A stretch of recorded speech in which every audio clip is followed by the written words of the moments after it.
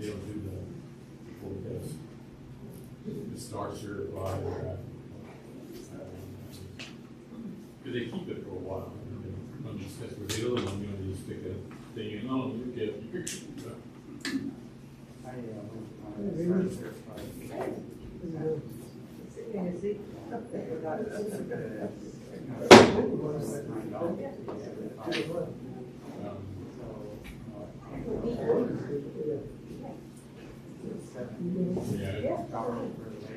Ready to go?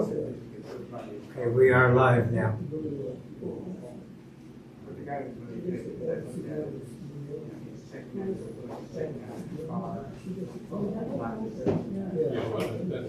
That's what it's right.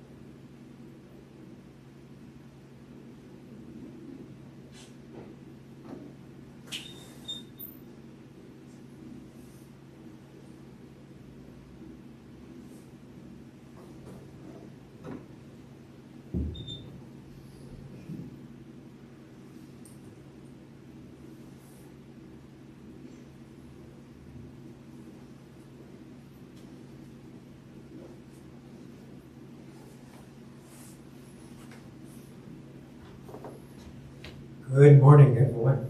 Morning. Ohayou gozaimasu. Our modern world, huh? This is more important than my Onenju. So today I am serving as chairperson for this service. So I'd like to welcome everyone, and we'll begin with the Nembutsu. Please join me in Gassho. Namo Amida Butsu. Namo Amida Butsu. Namo Amida Butsu. Namanda, Namanda. So the sutra chanting will have Sambujo on page 24-25, and then this will be followed by the Juseige on page 93.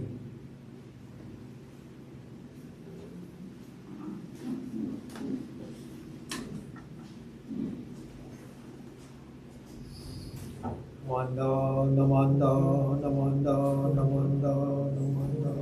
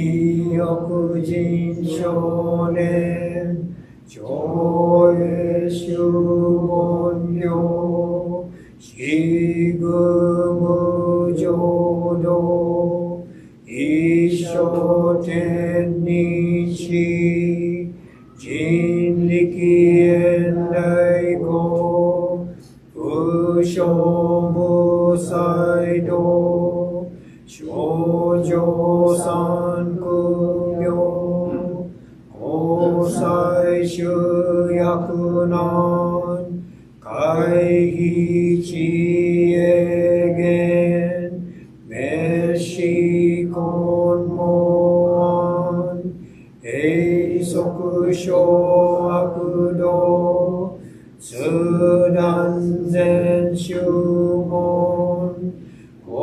そ上満足いよろじぽ日願修十期天候無限一周解放像法世苦毒法上大集中説法ししく供養修徳願念心上満得意三害を妙文無下知通断未不詳願学へに投資最小尊志願略効果大聖の感動国書天人東鎮妙慶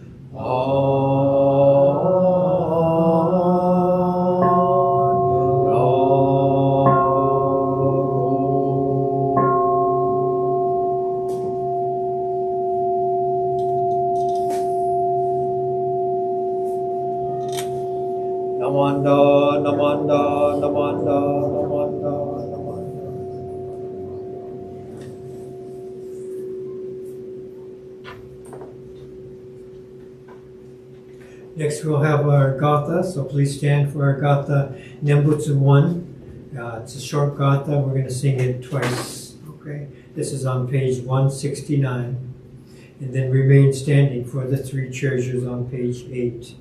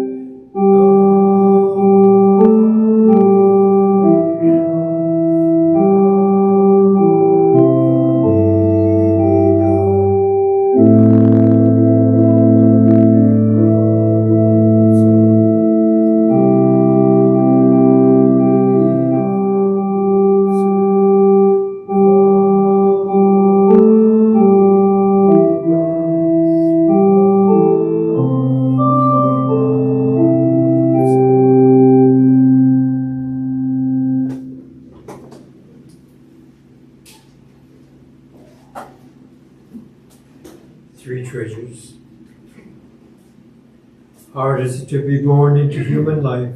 Now we are living it. Difficult is it to hear the teachings of the Blessed One. Now we hear it. If we do not realize the truth in this life, when will it be realized? Let us reverently take refuge in the three treasures of the truth. I take refuge in the Buddha. May we absorb ourselves in the principle of the way to enlightenment and awaken in ourselves. I take refuge in the Dharma. May we be submerged in the depths of the doctrine and gain wisdom as deep as the ocean. I take refuge in the Sangha. May we live in harmony in the great assembly as disciples of Buddha and be freed from all hindrances, becoming units of true accord in a life of harmony, in a spirit of universal oneness, freed from the bondage of selfishness. Even through myriad ages of kalpas, hard is it to hear such an excellent, profound, and wonderful doctrine. Now we are able to hear and receive it. Let us thoroughly understand the true meaning of Tathagata's teachings.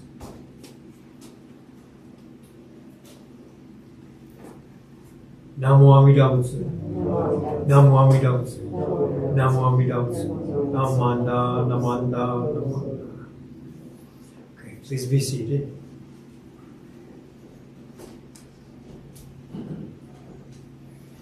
Okay, so now we'll have our Dharma talk for today. And I wanted to talk about the middle way. So I was reading an article and it started with this quote from the Samyutta Nikara. And so let me read this to you. So please listen.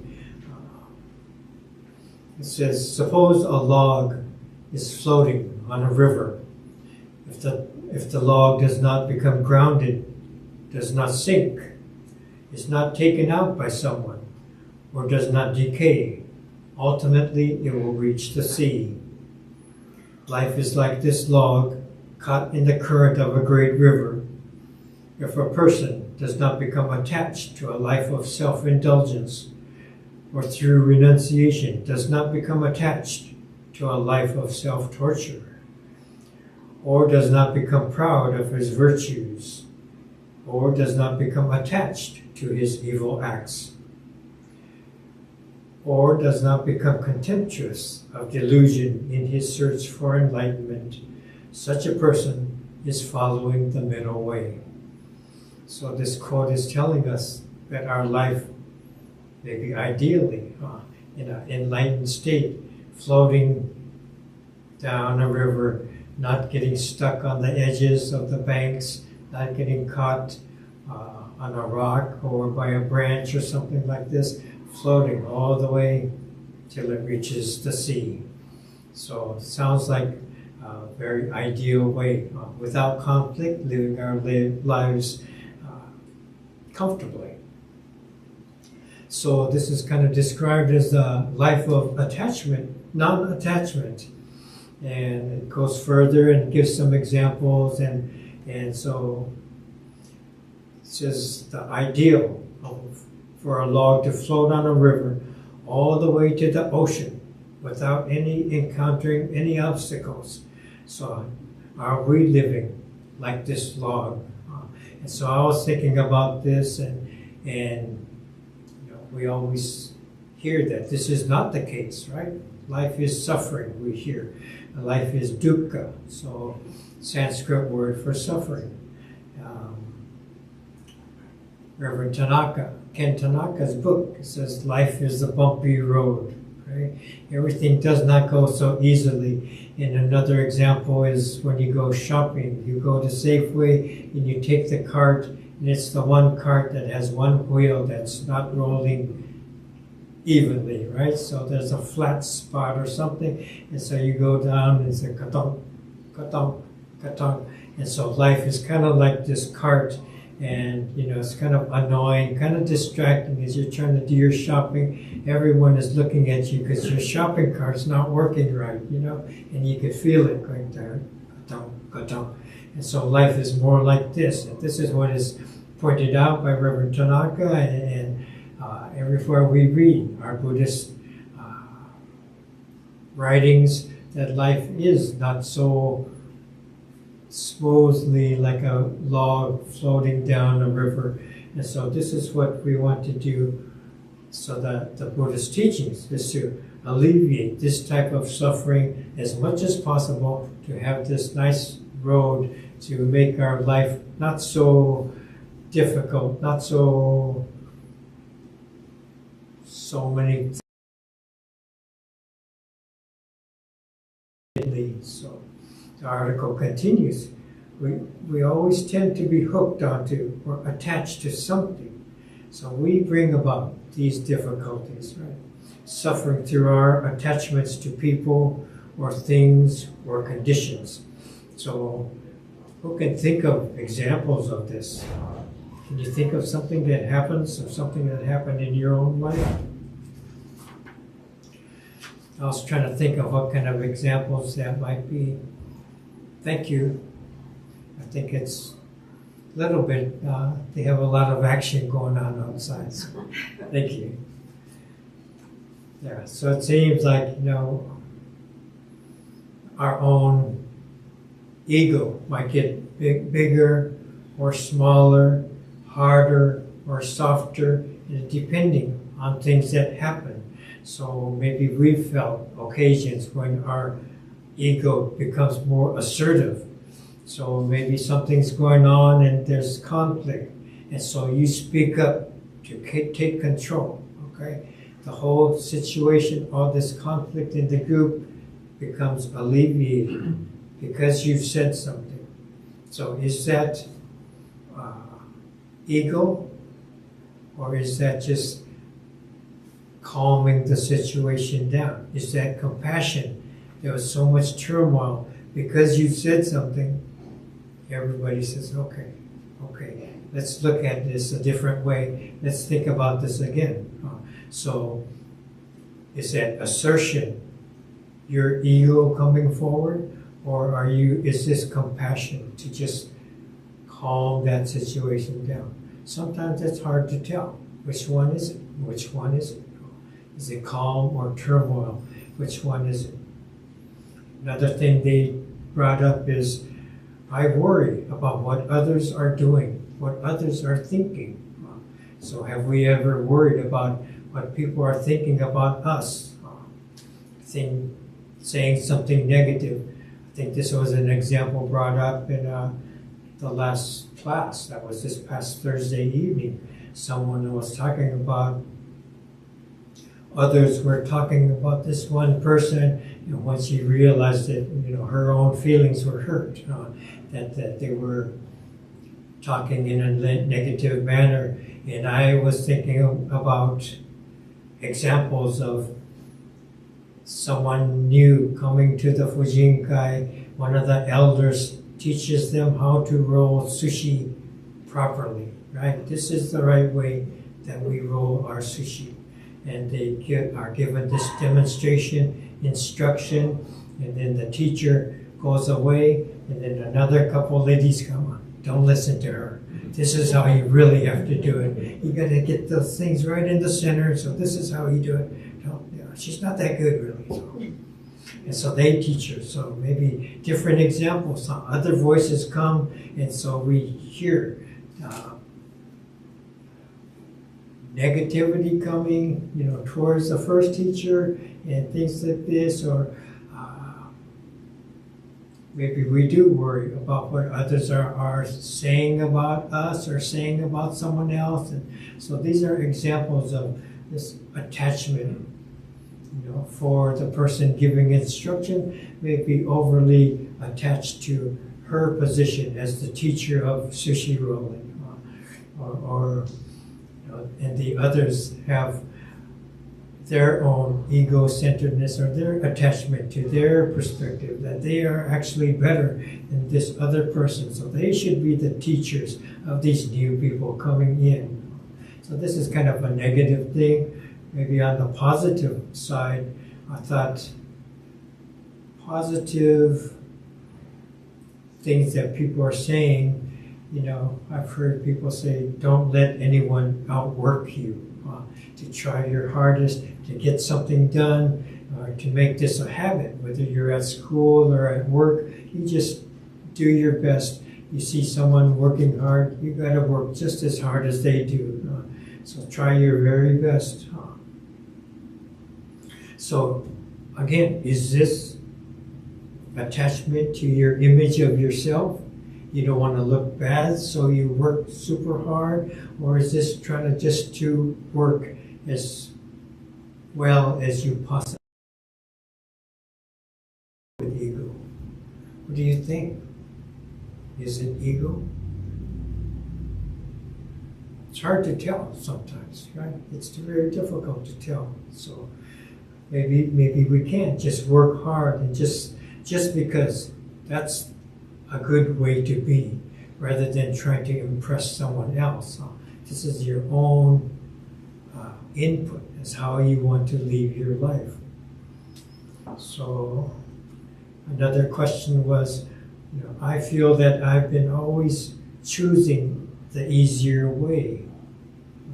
So you want to do something the hard way or the easier way, and the easier way is not necessarily because you're lazy. When I was making artwork and working with this artist from Japan, his name is Kishi, and he would tell me often, never do anything you don't need to do.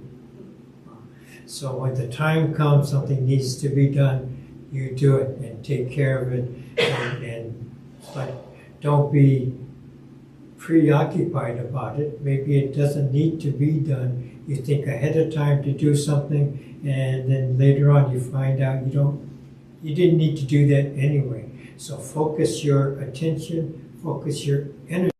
In that sense, he says, don't do anything you don't need to do. So kind of brings a calm to your situation. You don't start thinking, oh no, what about this, what about this, what about this? And he kind of settles you to focus on the thing at hand. So in this way, is that doing something in an easier way or a lazy way, or is it smarter because you're not wasting time and energy? So another point in this doing things the middle way says, I lied about doing what I have not done. So I was trying to think of that one. How does that fit into our lives?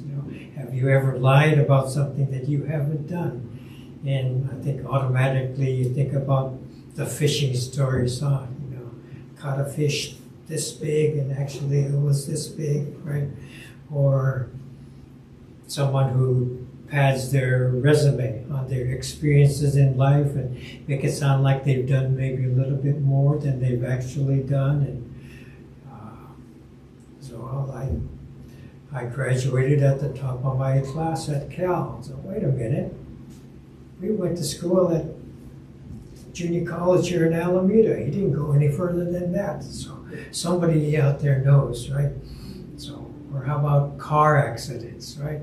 Even your insurance company tells you, don't tell them it was your fault, right? You get in an accident, it was your fault, but you're told, instructed, don't let them know. Don't say that it was your fault. Otherwise, your rates are going to go up, and it's not a smart thing to do. It's never a smart thing to do, right? So what kind of lesson is that? Kind of conflicts with everything we've been taught as we grow up, right? But that's what we are told. So in that case, do you tell the truth or do you lie? Don't say anything. Don't say anything? Yeah? Well, it's not so easy. Yeah, so every day I get mad or I get dissatisfied. So I think we all go through that. So what is the latest example of this, right? Every day I have a list of things to take care of, and I get most of them done. Maybe one or two I get left over, get pushed to the next day. But I don't get mad about it. Maybe disappointed, dissatisfied, but I don't think I get mad about that. right? So the last point that they made on this article is I lose control of myself because of joy or anger. So this one really didn't fit. I can't really think of the last time that I lost control of myself because of joy. Sounds good, but I was really happy when the Warriors won the championship. But I good, but not, lost control of myself, right? And maybe daily driving around, I get angry at another driver. And it's pretty, we take turns as we drive along and calling people names and things like that. But we don't lose control of ourselves as we're driving and we see something happen, okay? So each of these examples of they're asking us questions in this article is how we can possibly live, not being so attached to things that happen in our lives, and things might go a little bit smoother, right?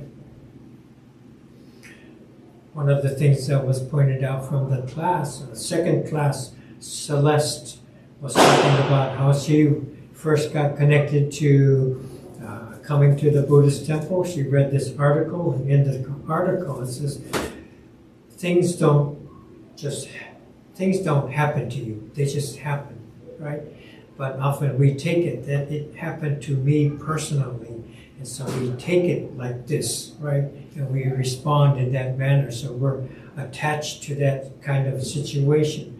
And so the middle way is teaching us to have a mind that is more free of these attachments, these delusions, and where we get stuck on these branches or rocks or something along the way. The river could be a smooth ride to the ocean, but we find all these difficulties, and through these attachments, this middle path becomes a very, very difficult way to move through life. So each of these are kind of examples. So I like the way in the article that it was pointing out that the middle way is a practice, not that we finally are able to do it, but we try, we get stuck, and then remind ourselves and move on from it. You don't want to just get stuck on something and just stay there in that irritated state of mind kind of sense, right? Or attachments that come and become a difficulty, a problem. Then you get obsessed about it and you get stuck in your own life. If you can let things go, not be overly attached, be aware of this middle path, then we're able to move on and not get stuck, not allow others to get stuck.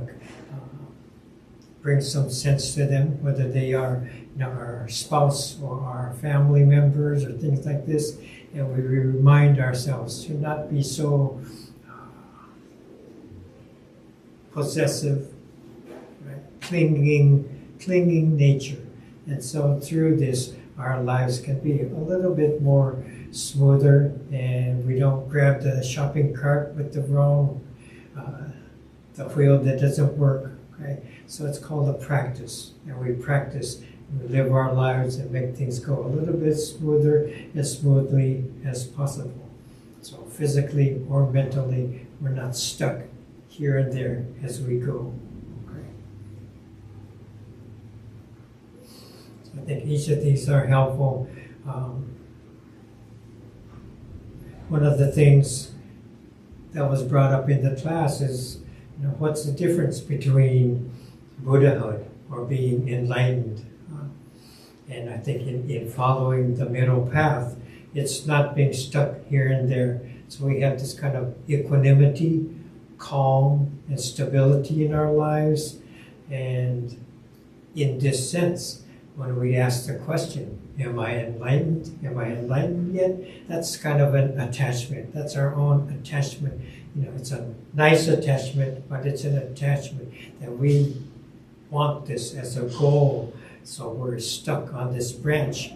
We want this label for ourselves as Buddhists. And now I've made it. Now I'm enlightened. I've made it to Buddhahood. So thinking of it in this sense, anytime there's an I, the letter I, in your question of yourself, you're still stuck on a branch, right? So if you're still seeking enlightenment, am I there? No, you're stuck on a branch. You're just stuck on a branch. You're not on this middle path yet.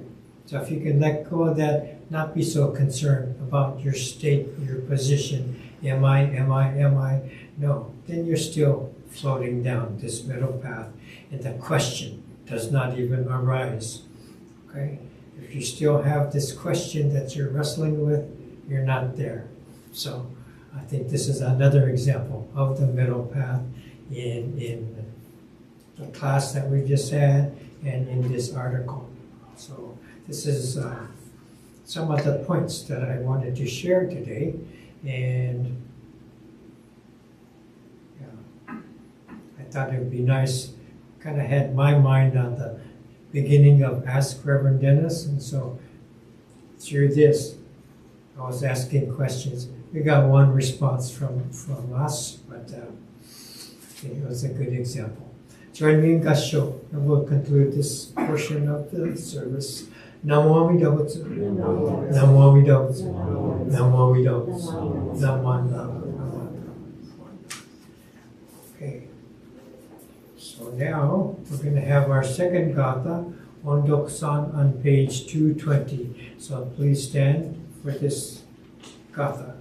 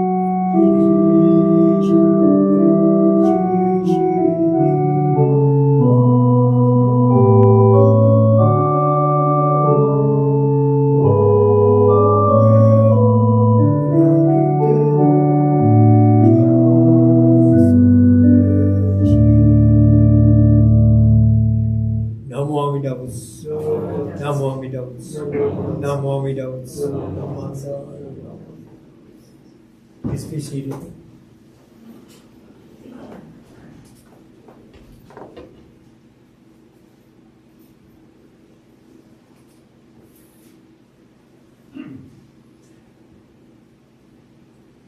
I'd like to take a moment to thank everyone who helped set up the altar.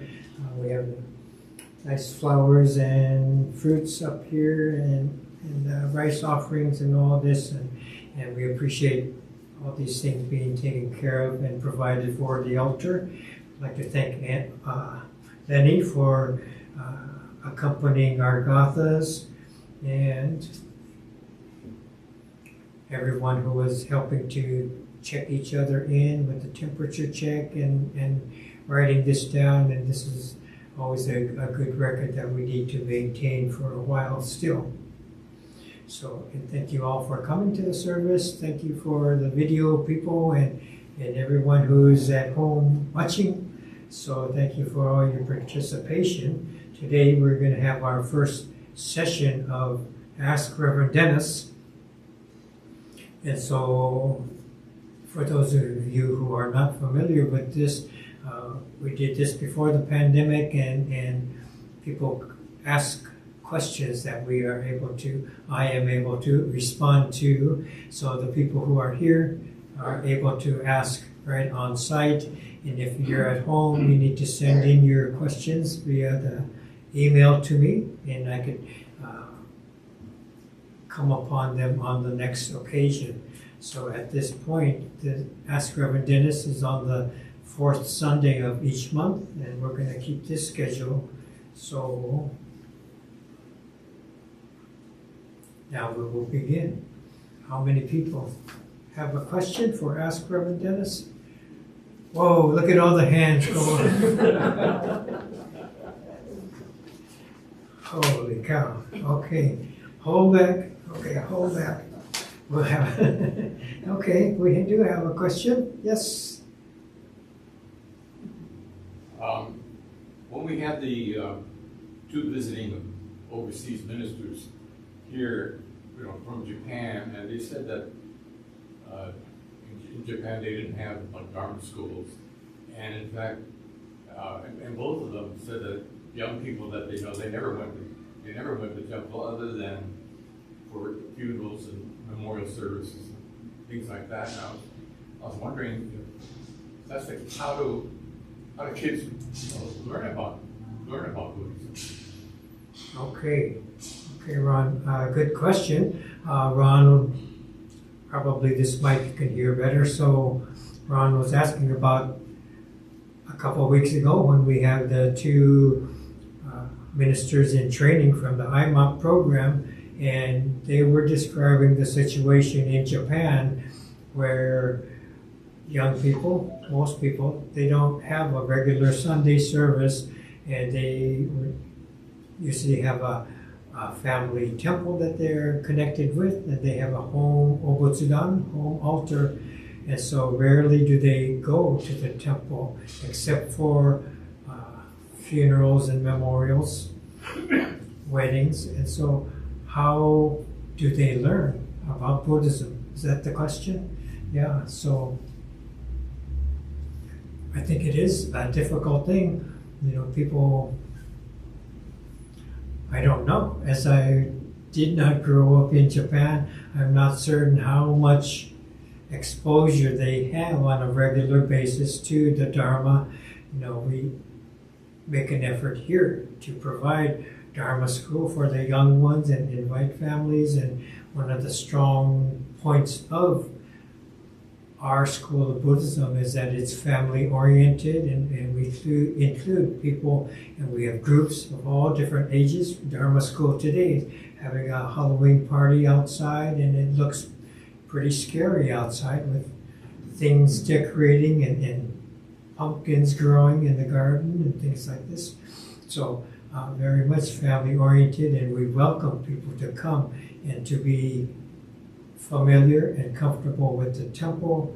And then we learn about the Dharma. We hear a Dharma talk, and we have classroom situations, all these things that are available here in the United States. How we have set up the temple in Japan, because they have a different situation. Primary people that I've been associated with are the ministers, right? That come from Japan to serve here. So they usually come from temple families or such, and something impactful has happened to their life, in their life, that they come to want to study Buddhism, all the more clearly. I could think of an example of my mother. Her father, when she was younger, her father was a business person who went back and forth from Japan to China. And he was killed while he was in China. And so at his funeral, she heard for the first time the reading of the White Ashes, the Kobunsho, and listening to the Kobunsho, it touched her. So this is what Buddhism is talking about. So from that point, earnestly, she wanted to learn more about Buddhism, to the point that she got her own ordination, Tokudo Kyoshi ordination, and that was the impetus, that something caused her to want to learn more about Buddhism. And other than that, there are a number of people who have come to live in our communities from Japan, and they don't seem that familiar with the Buddhist teachings. They really don't. So I'm not sure what to say to respond. I don't know. I think it's a good thing to learn about what exactly is their experience? If they don't go to the temple to learn, how are you learning about Buddhism? We should ask more often. Joan, you had your hand up? Yeah, I can't help but think that maybe, well, I've lived in a couple of countries, but for short periods of time. And France, they always seem to be Christian Catholic, you might say. And then Italy, people there. And in Italy, the same way. And then part of Paris, I found the people that seemed to be interested in going to church weren't French. They had come over from Africa. And I wondered if too much of the spiritual side just gets absorbed into the general culture, and then it almost becomes just part of your, your nationality, but you don't really integrate it into your day-to-day. And that unless you seek it out and you really are mindful and really care, it just kind of becomes another thing like, breaking bread with your dinner and putting it in your soup. Mm-hmm. And I just wonder if maybe that's happening just universally, everywhere, It's just... Okay, so Joan's making the point that when she was in France, people who were from other countries would go to churches, but the people from that country would not necessarily go to their churches there. So maybe it becomes part of the culture, is the point that Joan is making, where they have a sense of their religion through their life experience and not necessarily just through going to temple services and such. So that's another perspective. Okay, Mas Takano. Yeah, just follow up with Ron asking your response to what she was saying. I've often wondered what headquarters in Kyoto, what is their mission? It appears to me that they're looking at international offices to spread Buddhism, but doing nothing, doing very little to promote Buddhism in Japan. And that's where our culture comes from, pretty much a lot. So I often, I went to see my first cousin in Fukuoka, and their kids, they're all Shinto or Buddhist and Shinto and Christian. They got a couple of them. He'd take me to all the shrines in the temple in Fukuoka, and he slaps his hand, they do Shinto, and they think they're Buddhist. But I often wondered, the basic question is, what is headquarters doing? Are they just not paying attention to trying to spread Buddhism more in Japan, or just depending on the international churches? Okay, well, to share Mas's point, he's saying how Honganji, our mother temple in Japan, they seem to make an effort to provide Jodo Shinshu teachings here in America and expanding to Europe and South America. We have temples there in Brazil and such, in Mexico and all over the world, but maybe is there less input to try to grow Buddhism, Jodo Shinshu Buddhism in Japan, if they don't have such a Dharma schools and all this stuff like we do. And so I think there are a number of people, they're very strong in Japan where people are a part of the tradition and they are familiar with the teachings and such, and many families are like that. At the same time, there is that push everywhere where people are not necessarily as church-going, temple-going as their parents and grandparents had been in the past. And so a lot of other things in the modern world that pull you away, and so younger ones maybe not so connected to the temple teachings itself, and it becomes kind of a mesh, like Mas was was talking about relatives who, have Shinto practice along with Christian and Jodo Shinshu, and it's kind of like a mix, of things they do, and they might not be so familiar with what is specifically Jodo Shinshu in their life and in their teachings. So, but I don't know that we can, it is a concern over there to provide the Dharma to everyone out there, but it's not like we're doing a whole lot better here, right?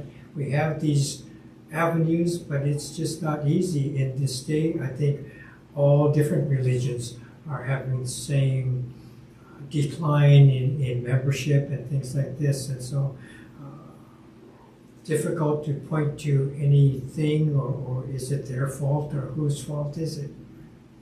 Many factors are involved, and it's kind of complicated. So we can wonder about it and look at it, and I think it's a good thing. So I don't think we can come to conclusions. Okay. A lot of underbrushing that river up there in Japan, I guess, as long as they get through.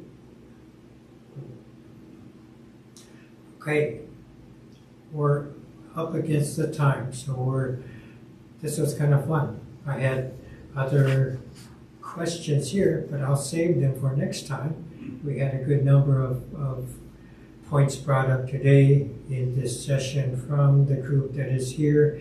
And again, to remind everyone, if you do have questions, you can send it by email. Just pull me aside when you have a moment. If we are going to get to the next session, it's nice if you can be here.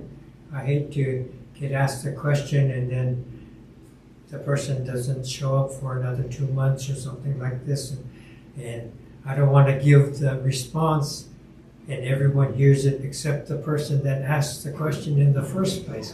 So that part of it we're still working on to get this to work properly. Okay, so we're going to conclude our service for today. Please join me in Gassho. Namo Amida Butsu.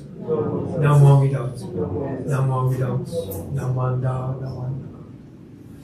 So let me light the incense again. Please come up in Oshoko and do prepare as you have done in the past at your homes. Thank you very much for being here. Thank you. So say we have an announcement? Announcement? Yeah. Okay. Perhaps You somebody could come to the. Do you want to come up here? I don't know. Okay. Yeah, some of you have seen in Upaya about the parking next door. We don't use it too much during the weekend, which is okay, and the people over there use